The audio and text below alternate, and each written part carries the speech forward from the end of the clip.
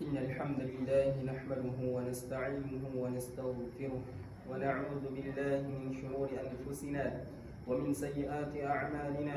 من يهده الله فلا مضل له ومن يضلل فلا هادي له. أشهد أن لا إله إلا الله وحده لا شريك له وأشهد أن محمدا عبده ورسوله. قال الله تعالى في القرآن الكريم: يا أيها الذين آمنوا اتقوا الله حق تقاته ولا تموتن إلا وأنتم مسلمون. يا أيها الناس اتقوا ربكم الذي خلقكم من نفس واحدة وخلق منها زوجها وبث منهما رجالا كثيرا ونساء واتقوا الله الذي تساءلون به والأرحام إن الله كان عليكم رقيبا. يا أيها الذين آمنوا اتقوا الله وقولوا قولا سديدا يصلح لكم أعمالكم ويغفر لكم ذنوبكم ومن يطع الله ورسوله فقد فاز فوزا عظيما. أما بعد، فإن أصدق الحديث كتاب الله وخير الهدي هدي محمد صلى الله عليه وسلم وشر الأمور محدثاتها وكل محدثة بدعة وكل بدعة ضلالة وكل ضلالة في النار. Masyaallah muslimin sedang jamaah Jumat rahimani wa rahimakumullah. Kami mewasiatkan kepada diri kami pribadi dan kepada para jamaah sekalian agar senantiasa meningkatkan ketakwaan kepada Allah Subhanahu wa taala dengan sebenar-benarnya takwa. Dan marilah kita senantiasa bersyukur kepada Allah Subhanahu wa taala dengan menjalankan apa yang Allah Subhanahu wa taala perintahkan dan menjauhi segala apa yang Allah Subhanahu wa taala larang.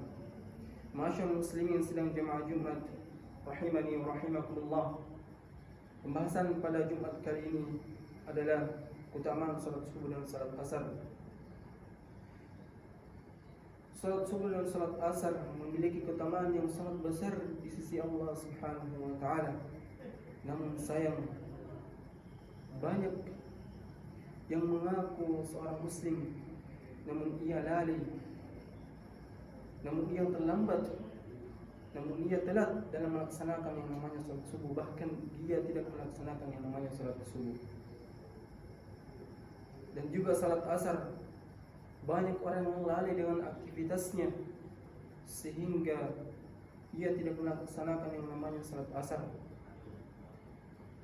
Misalnya seorang petani yang pergi ke ladangnya sebelum salat asar dan kembali ke rumahnya di waktu maghrib, maka otomatis dia meninggalkan atau dia tidak mengerjakan salat asar. Jemaah sekalian yang dirahmati Allah Subhanahu wa taala, kapankah kita akan sadar? Kapan kita akan berubah? Jemaah sekalian yang dirahmati Allah Subhanahu wa taala, Abu Musa radhiyallahu anhu berkata bahwa Rasulullah sallallahu alaihi wasallam bersabda, "Man shallal bardain dakhala al-jannah."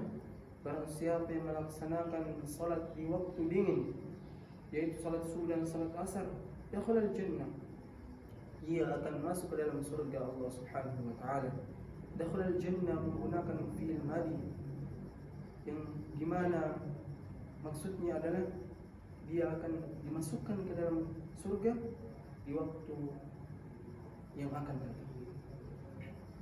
Masyaallah muslimin sedang jemaah Jumat rahimani wa rahimakumullah. Ibnu Battal rahimahullah mengatakan, orang yang melaksanakan salat subuh berada dalam perhatian Allah Subhanahu wa taala. Jemaah sekalian, kenapa dikhususkan salat subuh dan salat asar? Karena dua salat ini, di dua waktu ini, para malaikat berkumpul, para malaikat malam dan malaikat siang. Inilah makna firman Allah Subhanahu wa taala di dalam Al-Qur'an, "Wa Qur'an al-fajr, inna Qur'an al-fajr kana mashhuda." Sungguhnya salat subuh itu disaksikan oleh para malaikat. Masyaallah muslimin sedang jemaah Jumat rahimani wa rahimakumullah. Di dalam hadis lain juga dikatakan dari Jundab bin Abdullah radhiyallahu anhu, Rasulullah sallallahu alaihi wasallam bersabda, "Man shalla as-subha fa huwa fi dhimmatillah, fala yatlubannakum Allahu fi dhimmatihi bi syai'in fayutrikahu fayukubbahu fi nari jahannam." Barang siapa yang melaksanakan salat subuh, maka dia berada dalam jaminan Allah Subhanahu wa taala. Dan janganlah kalian menyakiti orang yang melaksanakan salat subuh tanpa jalan yang benar. Jika tidak, maka Allah Subhanahu wa taala akan menelupkan wajahnya ke dalam neraka jahannam. Wala'udzu billah. Masyaallah muslimin rahimani wa rahimakumullah. Maksud dari jaminan Allah Subhanahu wa taala di sini adalah Allah Subhanahu wa taala akan menjaga orang yang melaksanakan salat subuh sepanjang hari, mulai dari ia melaksanakan salat subuh hingga ia melaksanakan salat subuh yang akan datang. Kemudian Allah Subhanahu wa taala juga akan memudahkan segala urusannya, dan Allah Subhanahu wa taala akan menjaganya dari orang-orang yang ingin menjahatinya, baik itu dia di rumahnya, di kantornya, dan dimanapun dia berada, dia akan selalu diawasi dan dijaga oleh Allah Subhanahu wa taala. Masyaallah muslimin sedang jemaah Jumat rahimani wa rahimakumullah. Dan barang siapa yang meninggalkan salat asar, maka amalannya akan terhapus, sebagaimana dalam hadis dikatakan, "Man taraka salat al-'asr faqad habita 'amaluhu." Barang siapa yang meninggalkan salat asar, maka akan terhapus pahalanya. Marilah kita senantiasa mengharap pertolongan kepada Allah Subhanahu wa taala. Semoga Allah Subhanahu wa taala senantiasa mengistiqomahkan hati kita di jalannya, dan senantiasa memberikan kita kemudahan untuk menjaga salat sunnah salat asar ini. Dan semoga Allah Subhanahu wa taala menempatkan kita di surga firdausnya, di surga yang paling tertinggi.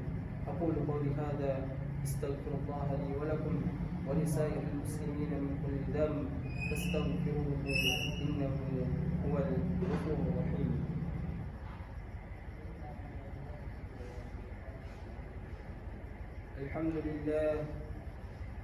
الحمد لله الذي أرسل رسوله بالهدى ودين الحق ليظهره على الدين كله ولو كره المشركون. أشهد أن لا إله إلا الله وأشهد أن محمدا عبده ورسوله.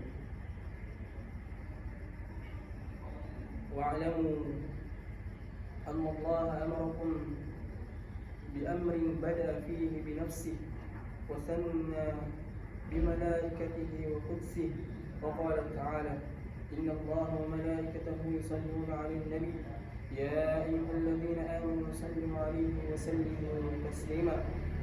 اللهم صل على محمد وعلى آل محمد كما صليت على إبراهيم وعلى آل إبراهيم إنك حميد مجيد، وبارك على محمد وعلى آل محمد كما باركت على إبراهيم وعلى آل إبراهيم إنك حميد مجيد. اللهم اغفر للمسلمين والمسلمات والمؤمنين والمؤمنات الأحياء منهم والأموات إنه سميع قريب مجيب ويا قاضي الحاجات. ربنا آتنا في الدنيا حسنة وفي الآخرة حسنة وقنا عذاب النار.